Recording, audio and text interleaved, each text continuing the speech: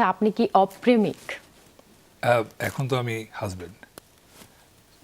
কোন এক সময় তো অপ্রেমিক ছিলাম আসলে। আচ্ছা, হাজবেন্ড, যেহেতু বলছেন হাজবেন্ড, মানে ফ্যামিলির সম্পর্কে একটু জানতে চাই, কেমন চলছে সংসার?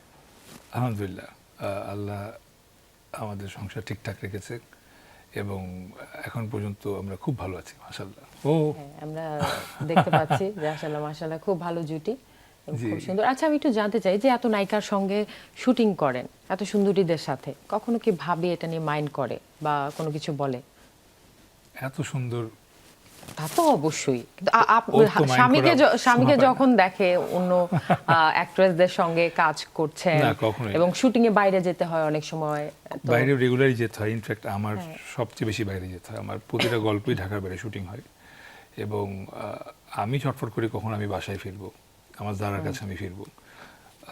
এটা আমার মধ্যে থাকে। আর না, আমাদের প্রায় 8 বছর হতে যাচ্ছে সংসারের। নেক্সট ইয়ার আমাদের 8 বছর হবে।